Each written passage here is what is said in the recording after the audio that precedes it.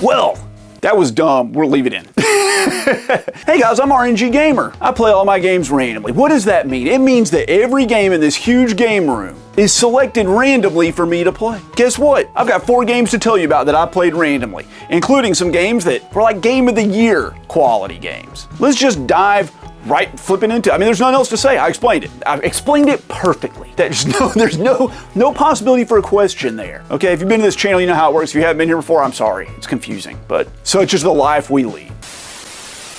This first game came out of nowhere. All the streamers and content creators I watch all of a sudden just started talking about this game and playing it, and I was intrigued. It came out physically on the PlayStation 5, and it was nominated for Game of the Year, which is a big feat for an indie game. And it's Balatro, or Balatro, okay? I went down a rabbit hole trying to figure out how this is pronounced, and this is Italian. This is Italian, right? But also Latin, and the accent goes on the first syllable. Balatro, not Balatro. But I found an interview with the creator of the game, and you know what he said? However you want to pronounce it, it's fine. He wouldn't give a verdict on it. That's irritating. I should knock it down. Should knock it down a couple points for that. Anyway, I also already lied to you. This game wasn't selected for me to play randomly. This was a gold star game. Was a gold star game? Well, when I beat 10 games, I earn a gold star, and I can spend that gold star to pick a game I actually want to play. It's the one little point of solace I have in this whole YouTube channel where I'm not just stuck playing games that I bought 15 years ago, right? This is my chance. So I picked this game specifically to play because I was so intrigued by it. So this game, like I said, was designed by one guy, and this guy flipping knows what he's doing. He knows how to make a game. What is Balatro? What is it? Okay, it's a roguelite deck builder. If you don't know what a roguelite is and you don't know what a deck builder is, that's not gonna help you. If you know what those two things are, you know immediately what this game is. You select a deck of cards with different strengths and weaknesses. And these decks are basically just a deck of cards you would use to play like poker, okay, with the 4 suits and everything. And you make poker hands, full house, 2-pair, flush, straight flush, to earn points, okay? And you need to hit a certain point total to beat the level. Now, that's really simple and there's not too much to that. But where the genius aspect of this game comes in is the fact that you have these jokers. But as you play the game, each run is completely different. That's where the roguelite aspect comes into it. See, you unlock these jokers between rounds, and these are outside of your deck, and they modify your deck. Maybe the jokers will give you a multiplier to getting 2-pair, or maybe they will allow you to make a straight or a flush with only 4 cards. Or maybe they will, you know, count cards in your hand that you didn't play. There are like 200 of these jokers, and you can have multiples of them, up to like 5 or 6, sometimes 7, sometimes 20, depending on different things that happen in the game. And basically you're trying to break the game and get these massive scores. And when I say massive scores, I mean like massive, scientific notation, like 6.02 times 10 to the 23rd kind of scores, okay? Trillions and trillions of points. And these jokers are the real key to the game. They activate going from left to right. So you can stack them in a certain way to increase the score values that they do. There are even jokers that say things like, it will copy the joker to the far left, or it'll copy the joker to the right, and you have to shift them around. And you can even shift them around mid-round. You can slide them around, scoot them over, and do all kinds of stuff. If one's really good on a face card, and you want that to be the first card or the first joker in your queue, because you're gonna play a hand with a bunch of face cards in it, slide it on over to the right. So it goes off finally to give a bigger score. And if you're playing a hand with numbered cards, you move it to a different location. Anyway, there's a lot of strategy and tactics involved with scoring in this game. Now, between the different rounds, if you win, you have the opportunity to buy jokers. You can buy tarot cards. Those are one-time use cards that can like modify a joker or a card in your deck, like double its score or allow it to give you a little bit of extra money so you can get more jokers and more cards in the future. And these are just such a genius concept of these modifiers to just a basic deck of cards. Every 3 stages you go through, there's a boss that not only requires you to get like an extremely high score to beat, but also debuffs you in some different way. So maybe they won't allow you to play any clubs, or maybe you can't play any cards you played earlier in the round. And you need to look ahead at these bosses as you're playing through the 2 previous rounds before them, because sometimes, and usually how I lose the game, is I build a deck that isn't suitable for beating that boss, right? I'll pick a deck that's like all around making flushes, and then a boss won't allow you to play flushes or something, you know, like it. So you need to really plan, and sometimes you have to pivot from your strategy, and sometimes you need to do a temporary strategy, maybe to just get you through this one boss. If you clear 8 bosses, you win. Okay, and you can unlock another difficulty for using that specific deck you selected. If you fail, you lose, you start over from the beginning, excluding the unlocks you may have gotten along the way, new jokers, things like that, little modifiers that are persistent between your different runs. And when you unlock them, it just gives you the potential to find them the next time you play. However, if you do beat the last boss, you have a chance to go into endless mode, where you just keep playing as long as you can, and you're trying to construct a deck to get like an insane high score. And this is where the people that play for high scores really have the opportunity to do that. And going into endless mode is a lot of fun because your deck's growth is like exponential over time. You may only need like 100,000 points to beat the game. You know, the final boss requires a score of 100,000. But, you know, the 4th round after beating the game in endless mode might require, you know, 300 billion points. So it escalates really quickly. Now, I mentioned all these unlockables in the game, and some of them are really fun to unlock, but require like some crazy feat to do, like play 6 jack of clubs. And you're like, how do you play 6 jack of clubs? You have to modify your deck in a way to give, like, duplicate a jack of clubs and then hope to draw a hand of all of them and play it. Like, that's fascinating to me. Like, the endless ways you can manipulate your deck to do really cool stuff. Just, I'm blown away by it. You can tell from my enthusiasm, I'm really into Balatro, and I found it to be super addictive, like unbelievably addictive. It has simple graphics that are beautiful. It has this really neat retro filter over it that I love, and the graphics do what they need to do for basically just you're looking at a card table, right? The music is incredible. As far as I can tell, it's just one looping track that's just in the background, but it's haunting. It's extremely memorable. I never got tired of it, but I don't think I could even like kind of sing to you how it goes. It became a part of me as I was playing the game. I didn't even think about it, but it needed to be there, and it is a standout feature of this game for sure. And you know, any song you listen to for like 200 hours better be freaking good. Now, there are tons of different jokers, cards, decks, difficulties to unlock, keep you busy for hours and hours and hours, and this is the kind of game you could literally play forever. You pick a deck that's absolutely crazy, something that like it only has hearts and clubs. It has no spades or diamonds in it, you know, and then so you're like, I'm gonna go with a flush build, and then you try to get all the jokers you can to make that flush build, and you're just trying to build this deck. And that's why I said it's a deck builder. You're trying to add stuff to the deck during your run to go, you know, off the rails. Now, let me talk about my negatives with this game, and my negatives with this game are unique to me. Okay, these probably don't apply to you. I'm sure they don't apply to you. So take these with a grain of salt, because Balatro is pretty much like almost a perfect game for what it is. As a content creator and someone who reviews games, I need to knock out games. I need to finish games so I have something to talk about in my videos. And as much as I want to keep playing friggin' Balatro for the next 10 years or for another like 250 hours, I just don't have the time to do it.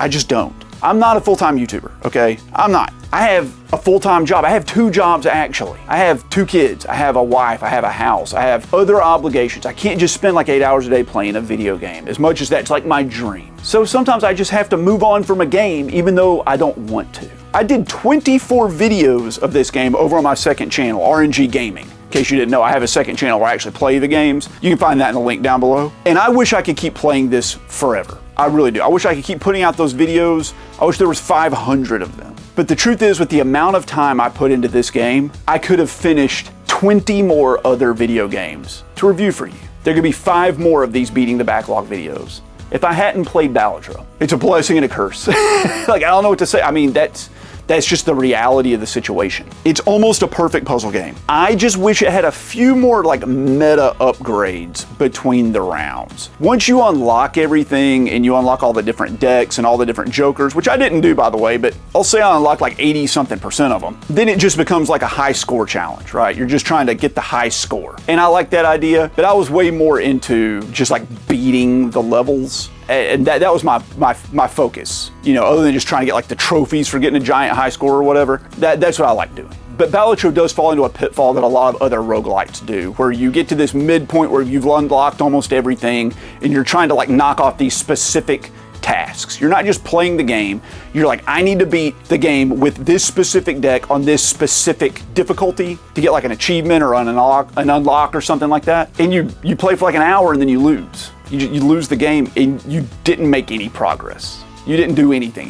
That wastes your time. And Balatro falls into that. A lot of roguelites fall into that. And they're kind of designed around that, but that's hard to do when you got a family and you got to get content out. That wasted time, it hurts. I wish there were more unlockables, maybe cosmetics or something like that. They don't affect the gameplay. So that every single time you played, you got a little bit of XP towards some overall overarching thing. You know, just a thought. Hades did that. That's why Hades never got boring. That being said, Balatro is one of the best games I've played in a long, long time, and it deserves every bit of acclaim that it has received. If you have not played Balatro, and this looks interesting to you, and you've got some time to kill, or you need a game that's gonna fill in some time, this is it. This is the game. Balatro, I'm gonna give it a 9 out of 10, but it was real close to getting that top mark. I flipping love YouTube, and I listen to YouTube videos and watch YouTube videos all day while I'm at work, which means I go through a lot of headphones, and I have tried out many different headphones. But there's a problem. I wear glasses. So when I put big headphones on, they smash against whatever these parts of your glasses are called, the legs, the arms, and it gets really sore. So I need a good pair of earbuds, which is why I took up Raycon on their sponsorship. These are the Raycon everyday earbuds, and I have been using them like crazy over the last week. These are super high quality, water resistant earbuds with noise canceling. They just slip right in.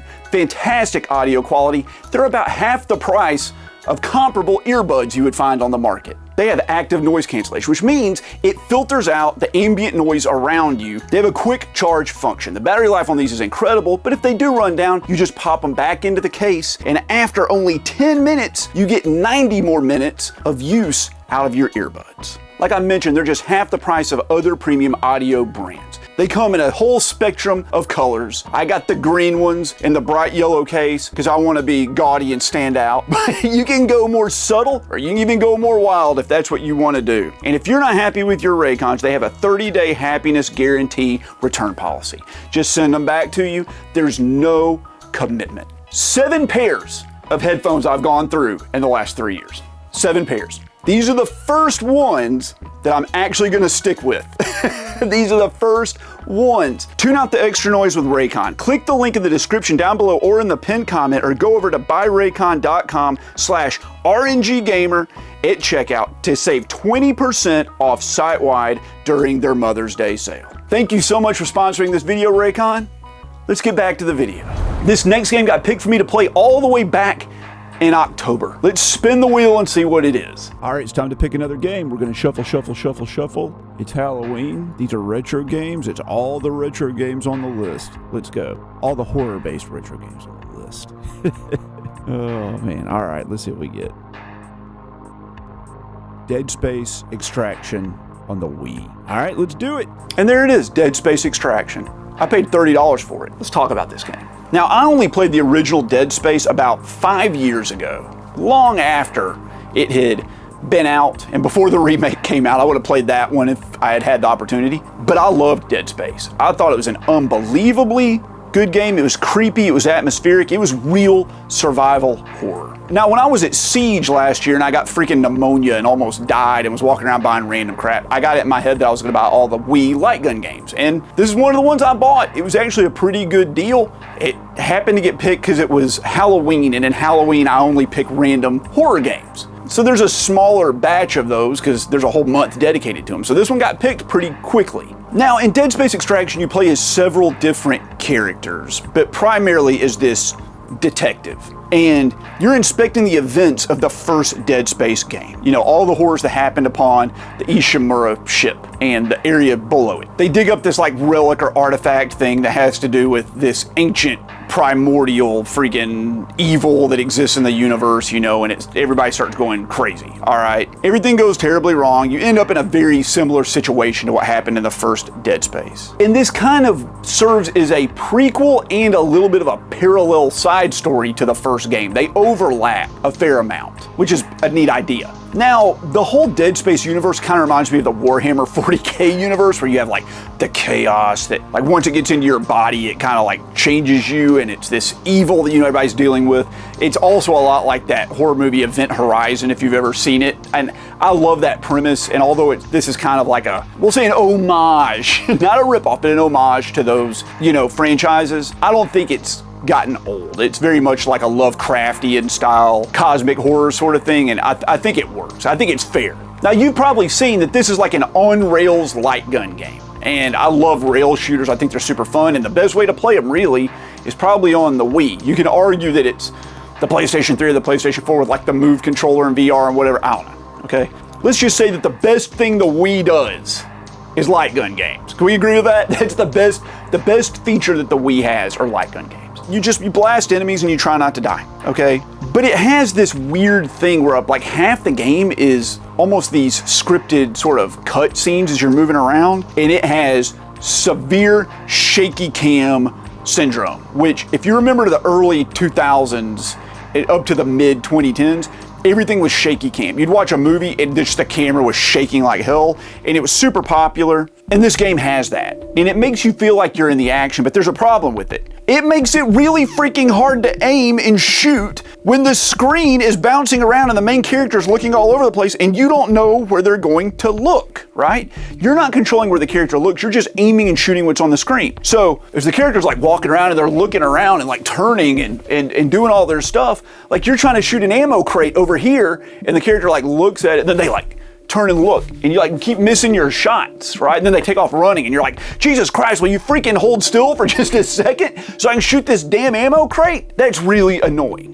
But the shots, the sections where you're shooting the enemies, it's static. It's like you would expect in a rail shooter. So it doesn't really hurt the gameplay. And ammo was not really as much of a situation in this. It's not like normal Dead Space where it's like, you know, inventory management and ammo is in short supply. You have all the ammo you freaking need, including one gun with infinite ammo. So you're all right. Now the combat encounters are fantastic in this, and they work just like Dark Souls 1. See, these enemies, and I don't want to spoil anything, but you can't shoot them in the head. You don't shoot them in the body. You need to dismember their limbs, okay? You gotta shoot off their legs so they can't come running at you. You gotta shoot off their arms so they can't attack you. You gotta blow them into pieces. And that's such a unique and cool idea, and I love the way it's handled in this game. Instead of your guns being like bullets, like single points or like a laser, they're like flat saw blade type projectiles for like severing limbs.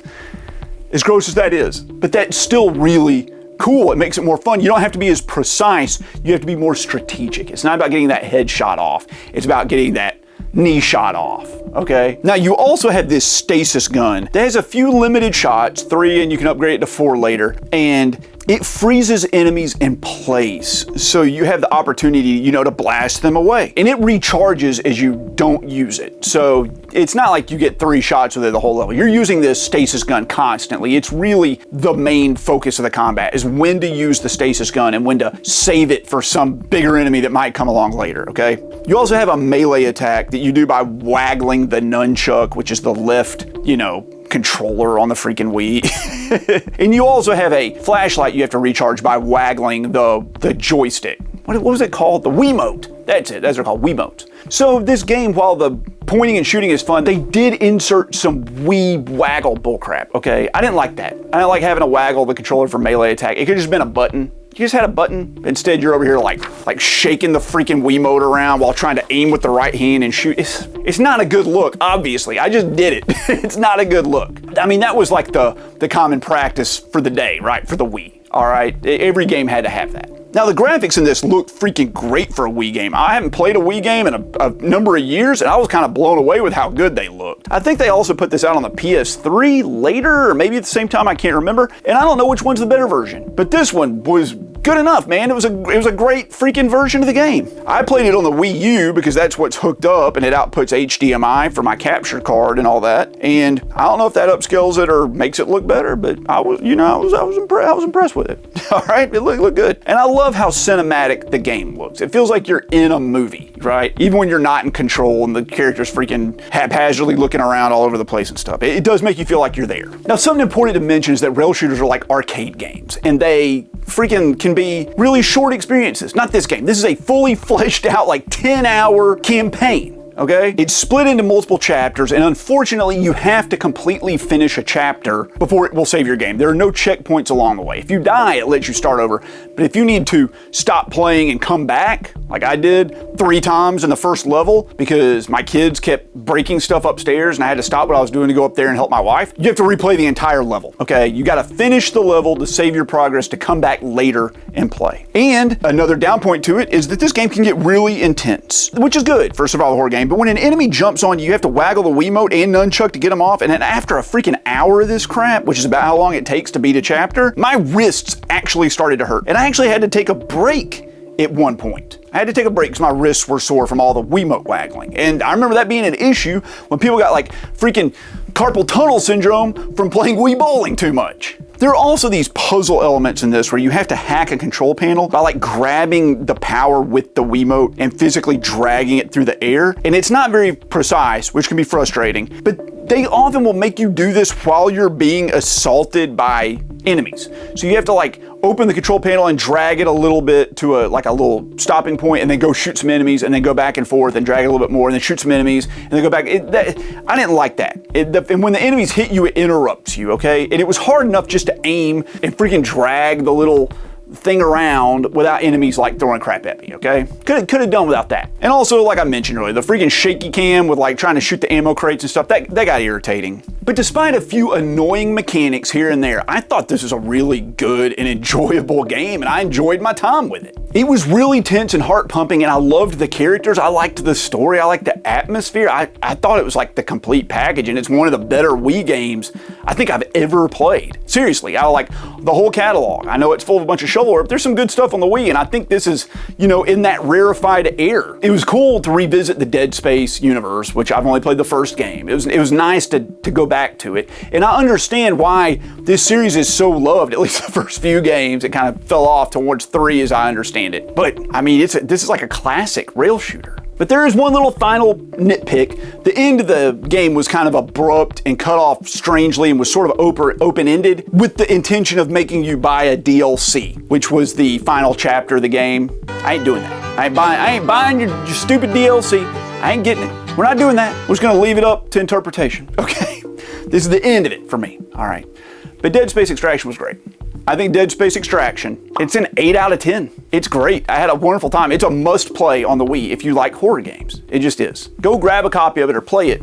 Play it on the PS3 if you got to. But it's a great game. This next game is so obscure and so weird and so rare that I bet if 1 million people saw this video, less than 100 of you would have ever heard of it. Let's see what it is. There's 612 entries on this. Let's freaking spin, dude. Joe's Diner. Oh my God, is this... Oh, this is made by the company that made freaking Pineview Drive. That's like the worst game I played last year. No. And there it is, right there. Look at this. There it is. On the Truth Is Out There compilation, Mystery Adventure Pack, imported from Europe.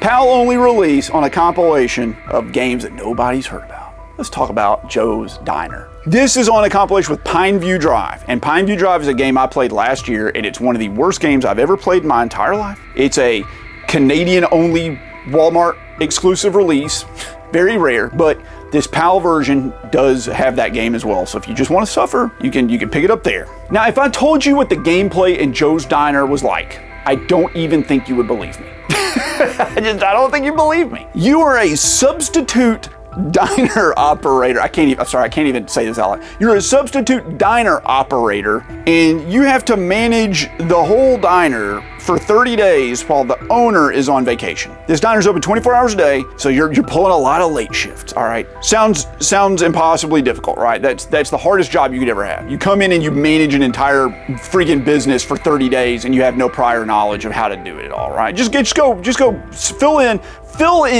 for the local plumber for 30 days while he's on vacation, right? That's your job as a temp.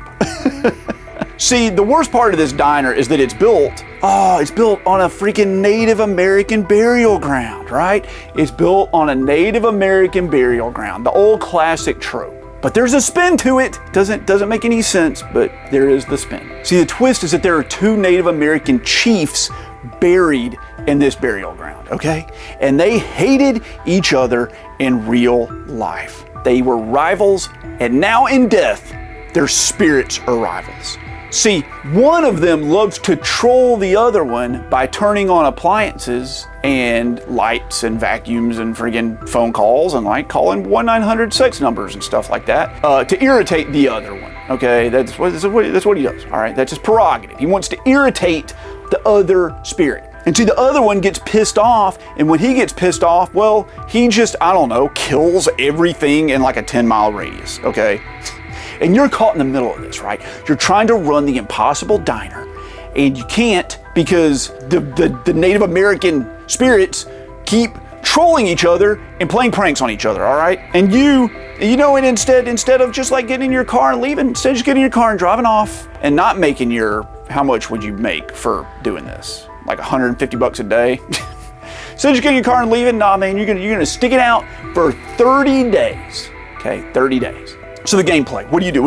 You walk around in the dark in a somehow maze-like diner, clearing off dirty tables before the time limit runs out, okay? You have a quota of tables you have to clean. Individual items, like 10 old burger boxes and like a bottle of wine. Oh yeah, this diner also serves bottles of wine for some reason, but no other alcohol, just whole bottles of wine. And you gotta pick them up one at a time and carry them all the way through the diner back to the kitchen and put them in the one and only trash can in the entire facility, okay? That's the gameplay. You're clearing tables. All right, now while you're doing it, one of the chiefs, the big troll, he keeps turning on different appliances, right? He turns on the TV, he turns on the coffee maker, the radio, etc. And you have to rush to turn them off before the sound gets too loud. See, if the sound gets too loud, the other chief, he gets super pissed off and he comes and he takes it out on you. And if this sounds familiar, it probably should, because it's like a ripoff of Five Nights at Freddy's. It's a ripoff of Five Nights at Freddy's, okay? You have a temporary job and like bad things happen at night, okay? It's busy work horror, okay? Busy work horror, that's the new genre, busy work horror, as opposed to the normal horror you experience doing the busy work at your regular job. Now, there are a bunch of appliances in this freaking place. And the diner also has like a bedroom in it and a back office and a kitchen, okay? And they make noise, and it can be difficult to figure out what is actually making the freaking noise, okay? Sometimes you just hear like a hum, like a and you're like, oh no, dude, it's the freaking ice machine. You go over to the ice machine. No, dummy, it's not the ice machine, it's something else. Okay, is it the TV in the back room? No, dummy, it's not that. Oh, it's the vacuum cleaner. It was the vacuum cleaner all along, okay? You have to memorize every freaking sound and know where it is and where it's coming from, okay? If it gets too loud, the chief comes, all right? You die, all right, if it gets too loud. The problem is, it's hard to know what's freaking making the noise, and you're like, oh, that's a vacuum cleaner. And you go over to like the vacuum cleaner and you go to flip it off. Nope, you're a dummy. It was the ice maker this time. You turn the vacuum cleaner on, it gets too loud and you kill yourself. So the chief shows up, all right? You cannot play this game without the volume just cranked up, okay? You can't hear crap, all right? You gotta have the volume on. You gotta be listening. And I don't hear so good these days, right? These old ears, these RNG gamer ears, they're getting old, man. I don't hear. I'm like 80% deaf in this one. I'm losing my hearing in this one. I struggle with this, okay? Why can't you just have subtitles that just says like ice maker humming, okay? Put that on the bottom of the screen right here. Ice maker humming. No, you got auditory cues. You have to hear the auditory cues. It needs a map or something to tell you where the sound is freaking coming from, okay? Even Five Nights at Freddy's show like the different rooms on a grid and like one lights up red. Why doesn't it just have like oh, something's coming out of the office? You can't tell it's in the office. There's not 3D. This doesn't have Dolby Digital surround sound in this game. You don't know where the freaking office is. It's just there's humming somewhere in a freaking 6,000 square foot facility. And you have to have the sound meter at the bottom of the screen all the way in the green before the night ends or you die. And here's the other issue, okay? Every day, every stage, it's randomized. The crap doesn't turn on in order. Like the appliances, it's just randomized, and the crap you have to pick up off the tables is randomized too. So it's not like oh, I got 80% of the way through it and I failed, but I know where everything is, so I'll do better this next time. Nope, it's just randomized. Good luck, good luck, good luck. Just get better. That's all you can do. But that's okay, because you will get better. You'll learn what each freaking appliance sounds like. You'll learn where they're at. You'll learn the best route and where to like stand, and you'll get good enough at controlling the game, which controls like absolute garbage, by the way. It's like almost impossible to even get the item you want to pick up on the center of the screen so you can actually click on it and interact with it. But I'm not gonna lie to you. I swear this is true. In the first few hours of this game, with a surround sound system and like the freaking volume cranked as loud as I could get it, and all of the tables cleared for the night, and actively listening, I could not discern what the hell was making the sounds. Especially when there are several things going on at once, okay? Like you literally have to memorize the frequency of the pitch of different appliances. And this game just contains everything I hate. Just everything I hate. Gameplay that requires listening. Or we already talked, I can't hear. And even if you could, you couldn't tell anyway. My freaking house, it's noisy all the time. There's people running around. You can probably hear in the background, my kids are running around upstairs, okay? There's time limits in this game. There's a strict time limit for every single night. And they're tight. They're really tight time limits. You can't make too many mistakes. Sometimes the randomized appliances and freaking tables are just put in a way where like, I feel like you just can't succeed unless you're a pro at this game. And this game is so rare and obscure, it has no score on Metacritic. No one has written a review for it, or not enough for it to get like an actual score. There's no information about it. What are you gonna do? Not enough people have even played it to aggregate a score. And the ones that have, which is like 3, someone gave it a 20, like out of 100. The other person gave it a 30 out of 100. And the top score is a 40. The top score is 40. 3 randos out there played this game, and we got a 20, a 30, and a 40. Good old RNG is about to give the 4th score in the whole universe on this game. I played about 10 of the 30 stages. Because there's 30 nights in the game, right? You gotta survive 30 nights. Each night is one stage. From night 1 to night 10, 0% change. All it changes, you have to pick up more crap, okay? And stuff turns on more faster. Like appliances get turned on more faster. This is a bad game.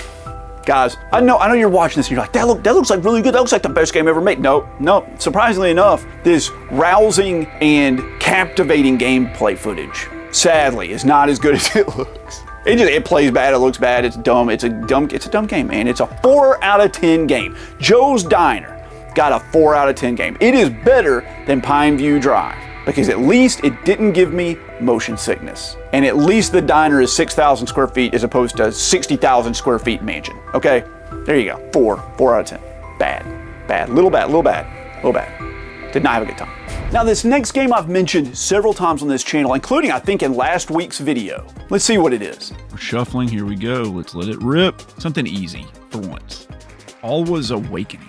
It's like an NES style game. Let's give it a shot. And it's Alwa's Awakening. And I played it on the Alwa's collection on the PS4, despite also owning it sealed on the NES. Now this is a modern game done in an 8-bit style, and it tried to take some modern gameplay elements and inject them into an old style of game. Now you play as Zoe, and you have to save the country of Alwa from the bad guy, okay? That's the premise of the game. You're the savior of the land. It's like an NES game, so we don't have a deep, engaging plot here, but what's there is enough to get you going. This is a Metroidvania, where you explore around trying to find items to level up, unlock new skills, you get lost, you die 50 times in the same room, you find new areas that are a dead end, you fight bosses and try to make your way back to the area after you get an item to like access new areas and stuff. You know what a Metroidvania is, okay? Zoe can attack with her staff. She can unlock new abilities for it, like making a block to jump on, so she can go higher, make a bubble to jump higher, shoot an incredibly slow lightning bolt. You know, it's a Metroidvania, okay? And that's fine. I like Metroidvanias. I love Metroidvanias. But this game's a mashup of a Metroidvania with another genre that I don't like, and that's puzzle platformers. Alwa's Awakening is a puzzle platformer set in a Metroidvania. Now the puzzle part is pretty easy, okay? The puzzles, not very many of them, stumped me. But the platforming is so slow and frustrating, okay? Alwa, she needs to move at like double speed of what she moves at. It is so slow. But before we dive into the mechanics too much, let's talk about some of the positives, okay? This game is beautiful to look at. It looks amazing. If it had actually come out on the NES back in the day, it would probably be considered one of the best, if not the best looking game on the entire system. The music is also unbelievably incredible. And all the areas of the game, they feel totally distinct. They have their own themes, their own aesthetic appeal. They are just well put together. The presentation of this game for an NES game is top notch, okay? 10 out of 10 presentation. Now, the issue with Alwa's Awakening is that Metroidvanias require you to backtrack a lot through areas you've already been in. Okay, you're traversing the map back and forth, trying to find new items and to revisit rooms you haven't been able to get to yet because you were missing an item. All right, Alwa's Awakening's no different, except the puzzle platforming. Every time you pass through a room you've already been through, you basically have to redo that platforming challenge again. It's hard enough to get through it one time. The fact that every time you go back through the room, you gotta freaking do it again? No. The game is really hard, okay? This is a tough game. It's Nintendo hard, maybe not top tier Nintendo hard, but way harder than you experience in most modern games, especially like retro throwback games, okay? And the checkpoints are spread kind of far apart. All right, there's save points scattered around the map, and there's a bit of a hike between each one of them. And you'll find yourself having to replay the same freaking slow platforming segments over and over as you try to make it back to the room where you died, okay? Only to get in like 5 seconds and die and have to do it again. Some of these rooms, no joke, take like a minute to get through, and you gotta go through like 7 of them to get back to the room where you died, and then you die in 5 seconds. That's like 7 minutes each time you try, and you just do it over and over and over again, okay? And on paper, this is a fantastic game with lots of charm and interesting ideas, but they just kind of forgot to make it fun, okay? This game's just not fun to play. It's a chore to traverse around the map. It just is. I spent most of my time in this game very frustrated and not really enjoying myself. If it had just been a Metroidvania, and if you knocked off a puzzle, it just cleared the room, you know, like it was good to go. You could walk through it at will without having to do a bunch of stupid crap, all right? That would have been great. If it was just a linear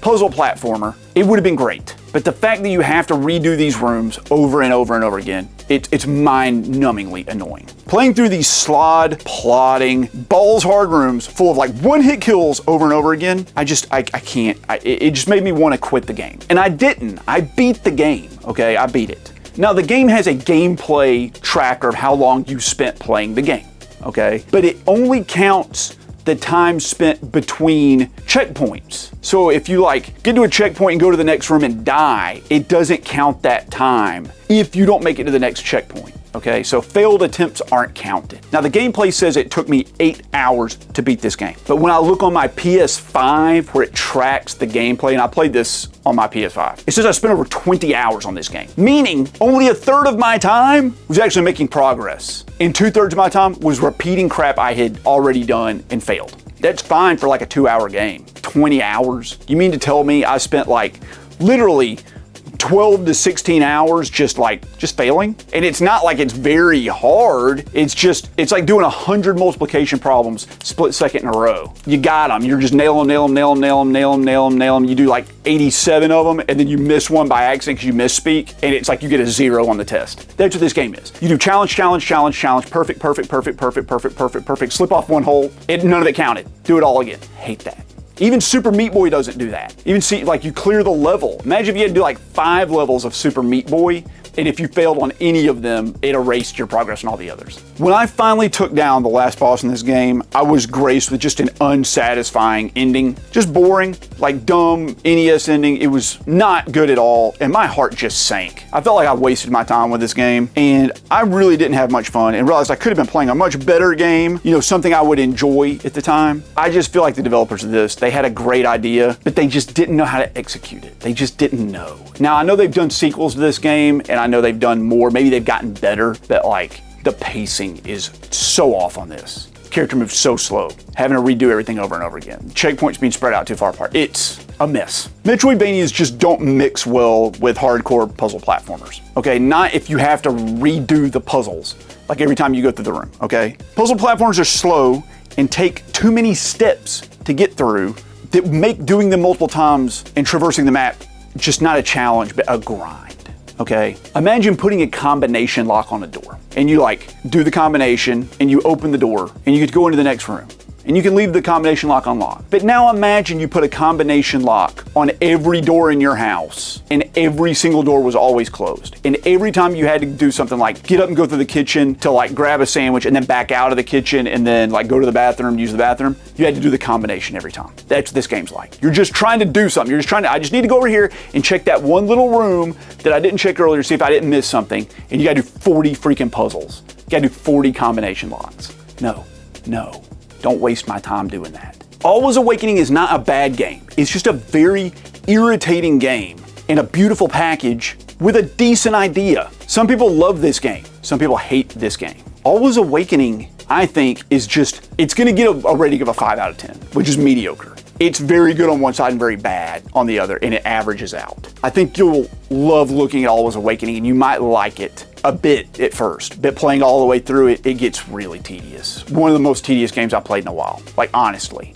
While it's a better game than the game I reviewed before this, I would rather play like Joe's Diner, which is a worse game than Alwa's Awakening. Because at least Joe's Diner doesn't waste my time. This game feels like it wasted my time. Sorry. I want to play the sequel to see if it gets better. I've heard it does. If you think I've earned it, do that for me. Subscribe to the channel, give me a like, leave me a comment. I answer every single one of them. Come follow me on Twitter or X, Instagram, friggin' Reddit. Find my subreddit. I would love to build up my Reddit community there so you guys can post stuff and interact with me. And if you really want to interact with me and you want to talk to me, you should join my Discord. You can do that by becoming a channel member or a Patreon supporter. You can find the links to that in the description down below. It only costs like $1 a month, okay? You get access to all the videos early. You get access to member exclusive videos. There's a whole bunch of cool stuff you can do. The names you've seen on the screen, well, those are my channel members and Patreon supporters that are at least at the second tier and up. If you want to get your name on there, well, you can figure out how to do that too. I really do appreciate you guys. Thank you so much for sticking around for this video. Thank you for all your support. We hit 17,000 subscribers. I'm really happy about that. And I'll catch you guys in the next video.